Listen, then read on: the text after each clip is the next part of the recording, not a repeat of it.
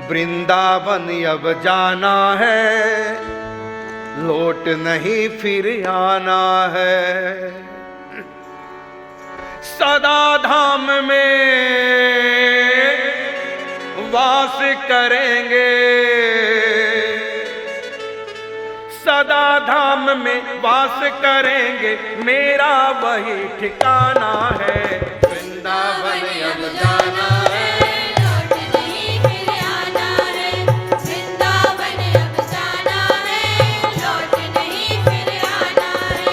सदा धाम में वास करेंगे, सदा धाम में वास करेंगे, सदा धाम में वास करेंगे, मेरा वही ठिकाना है।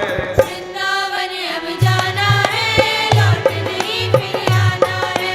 वृंदावन अब जाना है, लौट नहीं फिर आना है।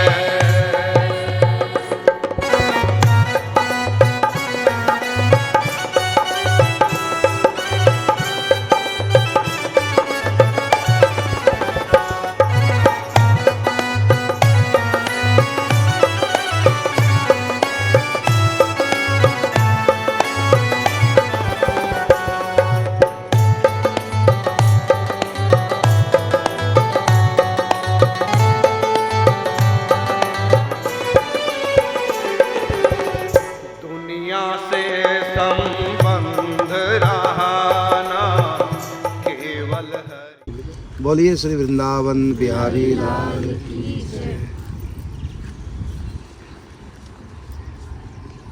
जहाँ पर इस समय आप बैठे हैं, इस स्थान का नाम है चौमुहा। पूरा गांव बसा हुआ है चौमुहा, ब्रह्मा जी के नाम से। चौमुहा का अर्थ है चार मुंह वाला ब्रह्मा जी। ये वो स्थान है जहाँ पर ब्रह्मा जी ने भगवान श्री कृष्ण के ऐश्वर्य रूप के दर्शन किए। कथा जगत प्रसिद्ध है। जहाँ परसों आपने दर्शन किए थे बच्छवन, वहाँ पर बछड़े ग्वाल बाल चुराए थे। और ठीक 1 साल के बाद इस जगह जहाँ इस समय आप बैठे हैं, यहाँ पर भगवान के ऐश्वर्य रूप के दर्शन किए। कैसे कि ब्रह्मा जी ने जब बछड़े ग्वाल बाल चुराए और जब वापस आए तो देखा कि यहाँ भी बछड़े ग्वाल बाल, ब्रह्मलोक में भी है, यहाँ भी। ये क्या रहस्य है? तब निज ऐश्वर्य रूप दिखायो, करुणा कर हरि मोह मिटायो। भगवान ने अपना ऐश्वर्य रूप दिखाया, अर्थात ग्वाल बाल बछड़ों के रूप में कौन थे? स्वयं श्री कृष्ण। तो बछड़ों के रूप में जब ध्यान से देखा भगवान की कृपा से, उनको क्या दिखाई दिए? चतुर्भुज भगवान नारायण का रूप। तो ये वही पावन क्षेत्र है। यहाँ ब्रह्मा जी का मंदिर जो आपने भी दर्शन किए, तो ब्रह्मा जी ने भगवान के चरणों में अपने चारों मस्तक रख दिए और क्षमा याचना की। प्रभु मैं आपके प्रभाव को नहीं जान पाया, मुझको क्षमा करें। तो इसलिए इस स्थान का नाम पड़ गया चौमुहा। ये बगल में जो गांव है इसका नाम है चौमुहा गांव। ये इधर ब्रह्म कुंड है ब्रह्मा जी के नाम से। तो यहाँ पर बछड़े ग्वाल बाल को वापस किया ब्रह्मा जी। मैं एक बात और कहना चाहूँगा लगे हाथ, कि जो लोग संकीर्तन कर रहे हैं और पार्षद जो बने हैं संकीर्तन करा रहे हैं, एक एक ग्रुप में 48 भक्तगण हैं जो कीर्तन कर रहे हैं। तो जो भी पार्षद बने हैं कीर्तन करवा रहे हैं, तो उनको मैं 84 कोस की परिक्रमा निःशुल्क कराऊंगा। इसलिए मैं कहना चाहूँगा कि अधिक से अधिक पार्षद बने। कैसे बनेंगे?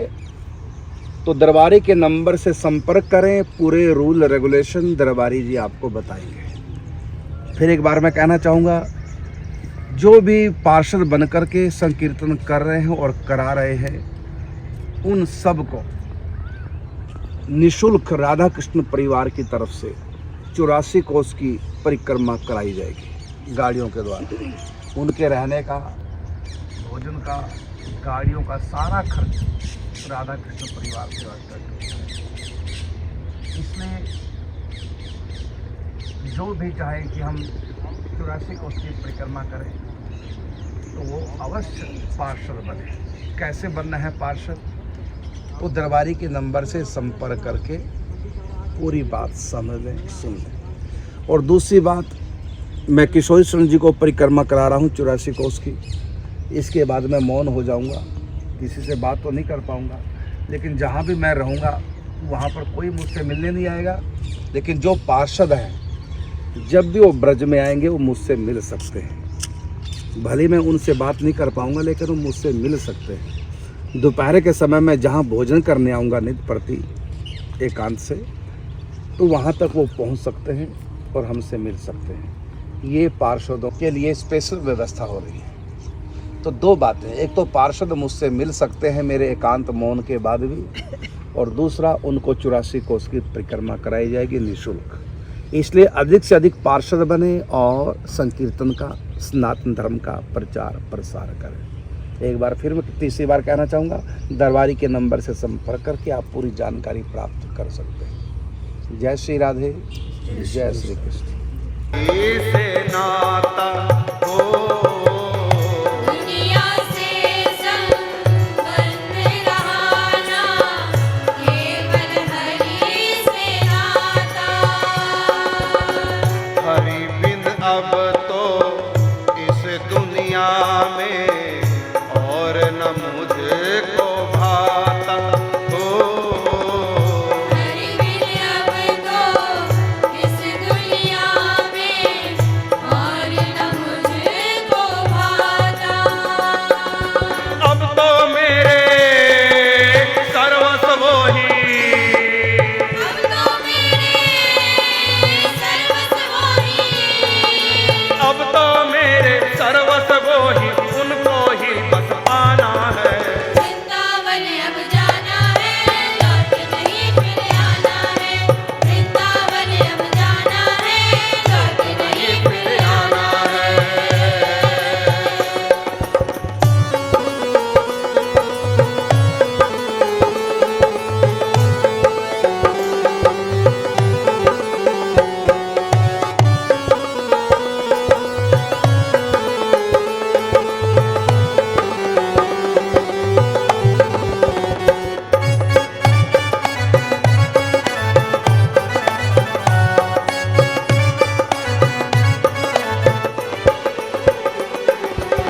वृंदावन बिहारी लाल की जय। हम इस समय बैठे हैं श्री वृंदावन धाम, जमुना किनारे।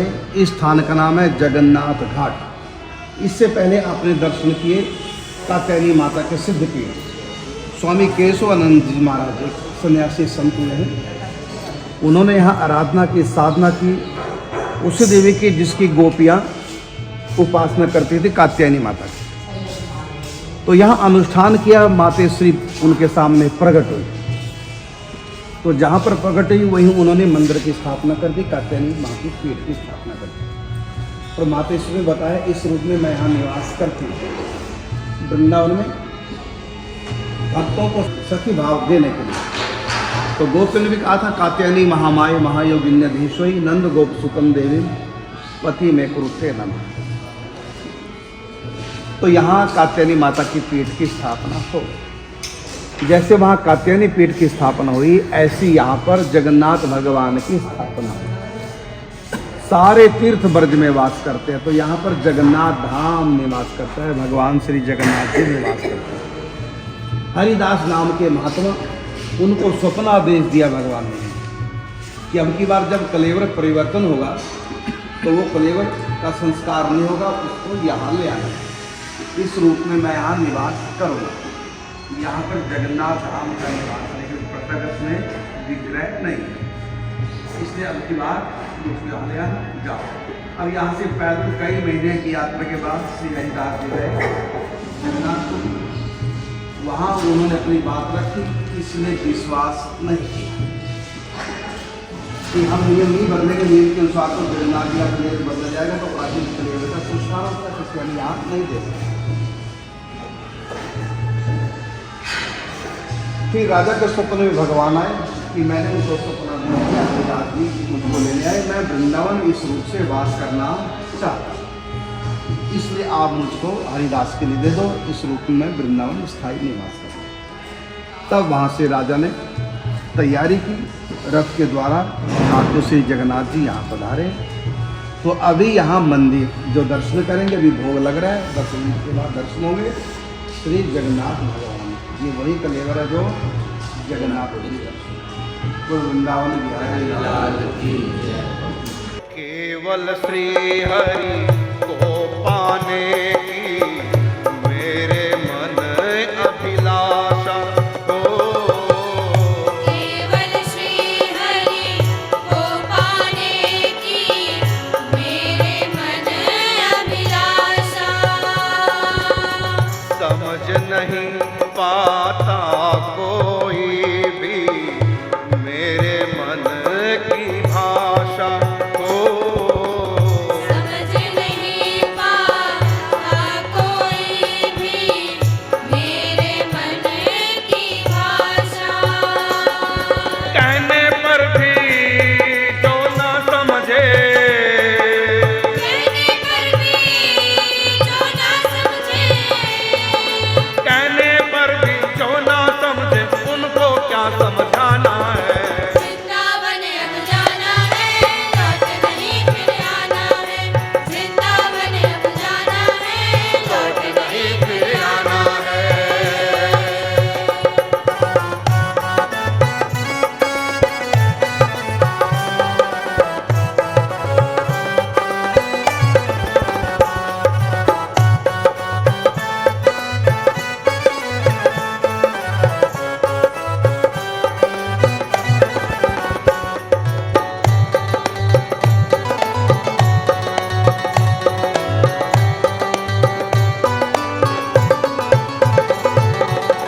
मुझे नहीं चाहिए सुख संपद, चाह नहीं किसी जन की हो।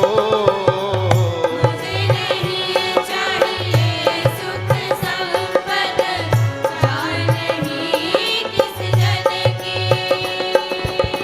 केवल एक कामना मेरी, प्रीति मिले मोहन की हो। केवल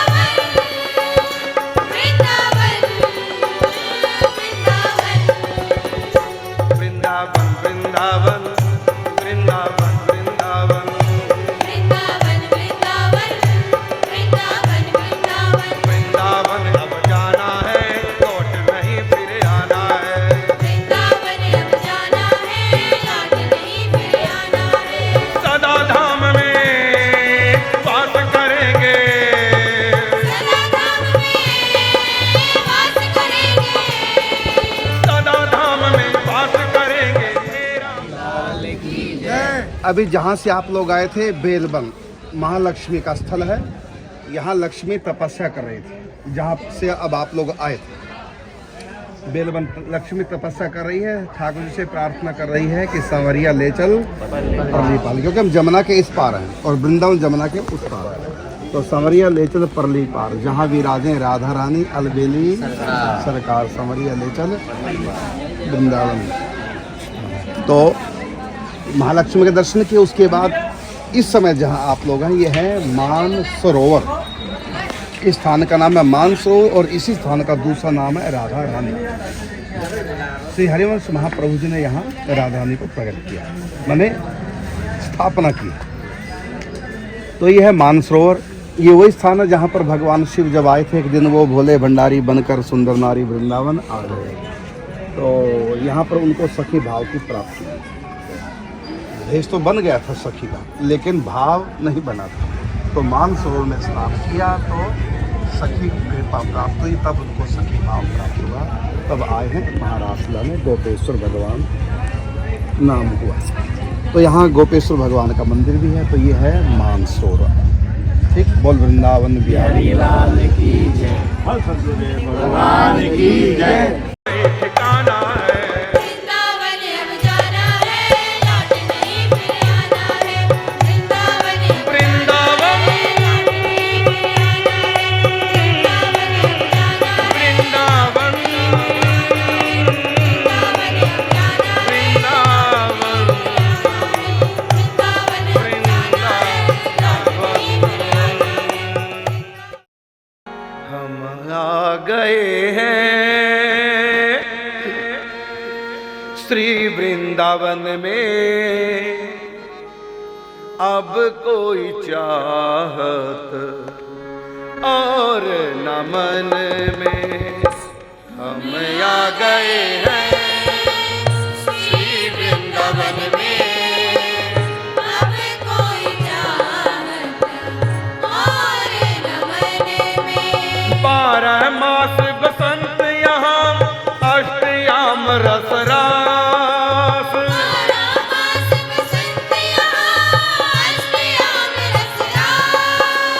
12 मास बसंत यहाँ अष्टयाम रसरास।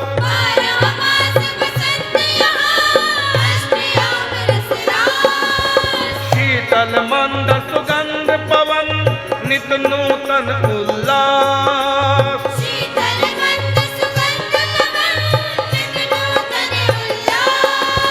कानों में कान्हा की मुरली की सरगम, प्यारी के पाँवों की पायल की छम छम।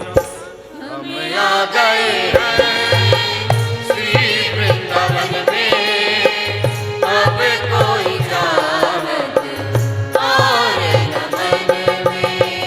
हम आ गए हैं श्री वृंदावन में, अब कोई चाहत और न मन में।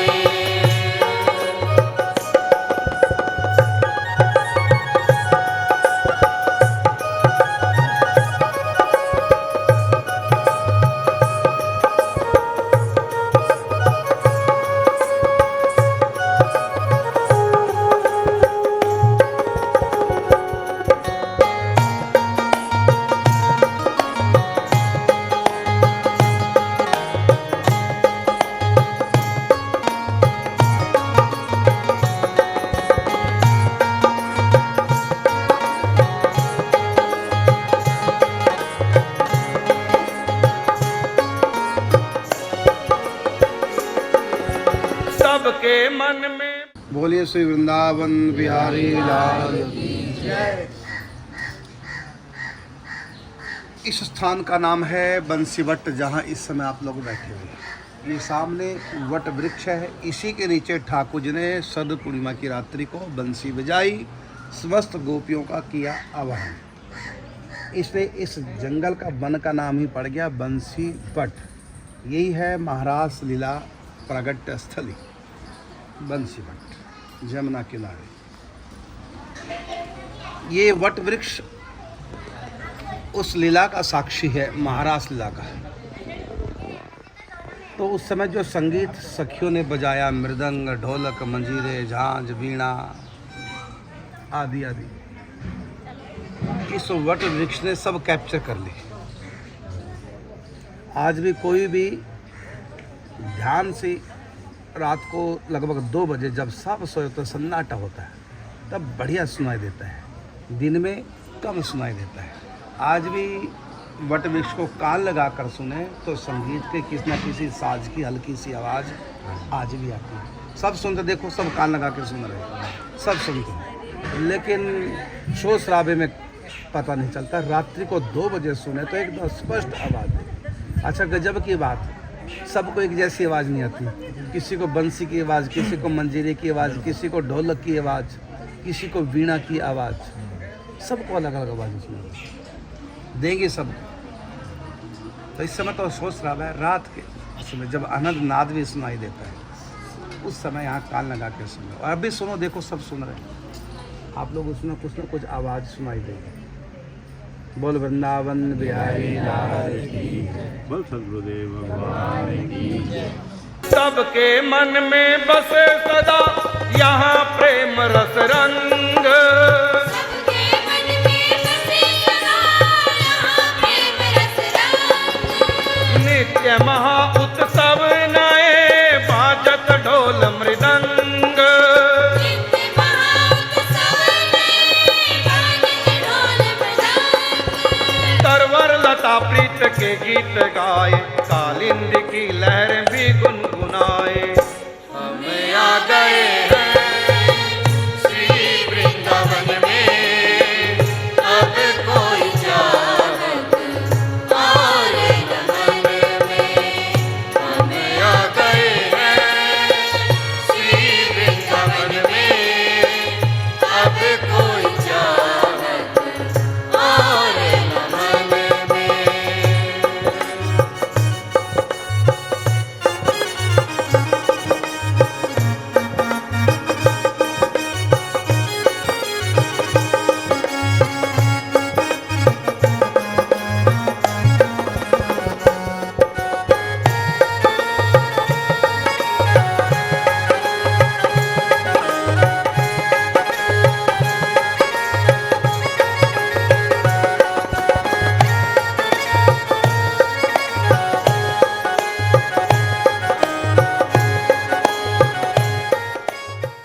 बोलिए श्री वृंदावन बिहारी लाल की। जहाँ पर इस समय आप लोग बैठे हुए हैं, इस स्थान का नाम है भांडीर वन, और ये है सामने भांडीर वट वृक्ष। जैसे आप लोगों ने संकेत वट के दर्शन किए, संकेत वन, फिर जा वट के दर्शन किए, ऐसी वृंदावन में श्रृंगार वट, और कल आप लोगों ने दर्शन किए अक्षवट। इसी प्रकार यहाँ है भांडी वट, और इससे पहले दर्शन किए बंसी वट। ये ब्रज के वट प्रसिद्ध है, उन्हीं में है ये भांडीर वट। यहाँ की कथा गर्ग संहिता में बड़े विस्तार से आई है। एक बार नंद बाबा गैया चरा रहे हैं, तो उस समय इतनी ज़ोर से बरसात आई। श्री कृष्ण की आयु लगभग 3-3.5 वर्ष की थी। गोद में लेकर के इस वृक्ष के नीचे छिप गए अपनी लाला कन्हैया को बरसात से बचाने के लिए। उसी समय राधारानी 16 वर्ष की कन्या के रूप में नंद बाबा के सामने प्रकट हो जाती है, और नंद बाबा पहचान जाते हैं एक गोलोक धाम की अधीश्वरी श्री राधारानी, क्योंकि गर्गाचार्य जी के द्वारा उनको पता चल गया था कि मेरा जो पुत्र कृष्ण है, ये गोलोक धाम में जो श्री कृष्ण है वही मेरे पुत्र बन के आए हैं। और वृषभानु की यहाँ जो कन्या है, गर्गाचार्य जी ने जिसका नाम राधा रखा है, वो राधारानी स्वयं गोलोक धाम से राशेश्वरी प्रकट हुई। तो उस समय राधारानी की आयु 4 साल की थी, और किस रूप में प्रकट हुई है? 16 वर्ष की। तो नंद बाबा ने कहा कि मैं बहुत परेशान हूँ, लाला कष्ट पा रहा है, आप इनको ले जाइए सुरक्षित। तब राधा रानी गोद में लेती है। राधा रानी 16 साल की, ठाकुर जी 3 साल के, गोद में लेकर के और राधा रानी दिव्य वृंदावन को प्रकट कर देती। वृंदावन में प्रवेश करते, जमुना किनारे वहाँ के मणिमय घाट दिव्य वृंदावन प्रकट हो जाता है। श्री कृष्ण भी उस समय समविवश हो जाते हैं राधा रानी की, किशोर अवस्था में प्रकट हो जाते हैं। फिर यहाँ ब्रह्मा जी प्रकट होकर के तो राधा कृष्ण का विवाह संपन्न कराते हैं। और भी यहाँ की अनेक लीला हैं। पीछे सारा ये मूंज वन कहलाता है। एक बार मूंज वन में आग लग गई, गैया फंस गई मूंज वन में, तो ठाकुर जी ने दावानल का पान किया, गौओं की रक्षा की। यहीं से गायें पार करते थे ग्वाल बाल जमुना, क्योंकि बगल में जमुना जी, तो उस पार भी ब्रजभूमि है, जमुना के इस पार भी ब्रजभूमि है, तो यहाँ से आर पार करते। यहाँ ठाकुर जी की छाक लीला होती है, भोजन लीला। ग्वाल बालों के संग बैठ करके भोजन पाते हैं, और कई बार गोपियाँ यहाँ आकर ठाकुर जी को भोजन कराती। और यहाँ पर गोपियों के साथ ठाकुर जी का मल्ल युद्ध भी हुआ। जैसे ग्वाल बाल परस्पर कुश्ती करते हैं, ऐसे एक बार गोपियों के संग में ठाकुर जी कुश्ती इस जगह पर। तो सामने बंसी बट है महाराज लीला स्थल की, और ये भांडीर बट। बोल वृंदावन बिहारी लाल। और यहीं पर प्रलंबासुर का वध हुआ। बलराम जी ने प्रलंबासुर का वध किया इस स्थान पर। और जब ठाकुर जी ने वत्सासुर का वध किया तो वत्सासुर बछड़े के रूप में था, यद्यपि था तो राक्षस, लेकिन बछड़े के रूप में था। भगवान ने मारा तो राधा ने कह दिया कि डोंट टच मी। क्यों? क्योंकि आप को गौ हत्या का पाप लग गया, मुझको छूना नहीं, तो कैसे पवित्र होंगे? समस्त तीर्थों में स्नान करो। तो उस समय ठाकुर जी ने बंसी से कुआं खोदा, उसमें सारे तीर्थ प्रवेश कर गए, उससे ठाकुर जी ने स्नान किया, तब राधा रानी को छू पाए। इस लीला से राधा रानी ने दिखाया कि गौ हत्या बहुत बड़ा अपराध है। चाहे राक्षस भी गाय के रूप में क्यों ना हो, बछड़े के रूप में, उनकी हत्या नहीं करनी चाहिए, है गौ माता की महिमा। तो यहाँ पर समस्त तीर्थ जिस कूप में समाये थे, प्रकट हुए थे, वो वेणुकूप के नाम से। वेणु का मतलब बंसी, ठाकुर जी ने वेणु से खोदा तो वो वेणुकूप कहलाया। सामने जहाँ गाड़ियाँ खड़ी उससे आगे वेणुकूप है। समस्त तीर्थ उसमें निवास करते हैं। बोल वृंदावन बिहारी लाल की। ये आप दर्शन कर रहे हैं वेणुकूप के। श्यामा श्यामन कुंज में करत केली आनंद, श्यामा श्यामन कुंज में करत केली आनंद।